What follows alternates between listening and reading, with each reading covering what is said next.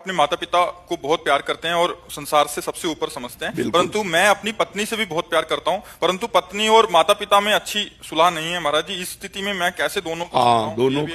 दोनों का प्राथमिकता माता पिता की रखनी, क्योंकि अर्धांगिनी अपना ही अंग है और हमें प्रकट करने वाले माता पिता हैं। तो अर्धांगिनी को इतना कि आप हमारे माता पिता की सेवा ना करें, मानते हैं, लेकिन आप हमें नहीं रोक सकते। हम आपकी सुविधा, आपकी अनुकूलता आपको देंगे, लेकिन आप हमारे माता पिता की सेवा में अगर तनिक भी विरोध करते हैं तो हमारे आपके संबंध में विरोध हो जाएगा।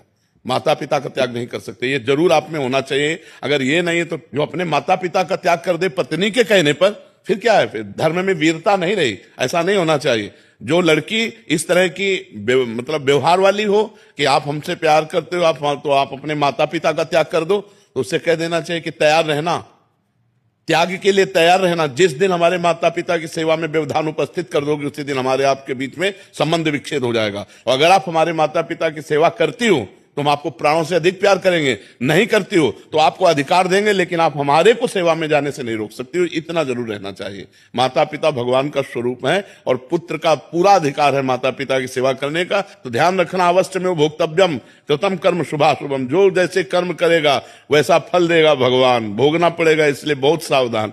तो कभी चूक मत कर देना, पत्नी के चक्कर में आकर अपने बूढ़े माता पिता को मारना पीटना या घर से निकाल देना, ऐसे कोई आचरण मत करना। पत्नी से को तुम करो या ना करो, हम तुम पर दबाव नहीं डालते, लेकिन आप हम पर दबाव नहीं डाल सकते कि माता पिता की सेवा से वंचित हो। माता पिता ही महाराज जी थोड़े से अलग व्यवहार के हों, वो बहुत गलत व्यवहार करें, हाँ, तो उनको चाहिए, माता पिता को चाहिए कि बुढ़ापा आ रहा है, ज्यादा अगर उद्दंडता करेंगे तो दुर्गति को प्राप्त हो जाएंगे। बहू बेटा को अपना बेटा और अपनी बेटी के समान चाहिए। थोड़ा प्यार का व्यवहार करें जिससे कम से कम उनको चाय और नाश्ता मिल जाए।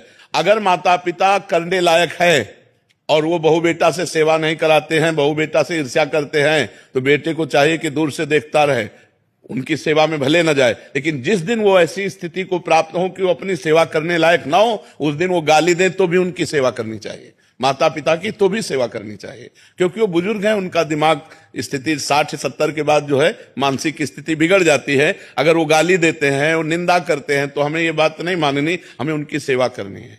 और अगर वो स्वस्थ हैं, अपने आप सेवा कर लेते हैं, खा पी रहे हैं, तो दूर से देखता रहे, खा पी रहे, आनंद से है, कोई बात नहीं। अगर 2-3 बेटा है महाराज जी, हाँ, तो उनमें से सब बेटाओं को चाहिए, सब बेटाओं को चाहिए कि अपने माता पिता की सेवा के लिए अगर हिस्सेदारी ले लें, तीनों क्रम बाई क्रम सेवा करें। अगर तीनों में से ना करें तो एक तो तैयार हो जाए। यार, बूढ़े माता पिता को खवाने से क्या कमी होती है? दाता तो भगवान है, खूब अच्छे से देते हैं। जो माता पिता की सेवा करता है उस पर भगवान प्रसन्न हो जाते हैं, क्योंकि भगवान ये धर्म से प्रसन्न होते हैं। देखो, पुंडरीक जी अपने माता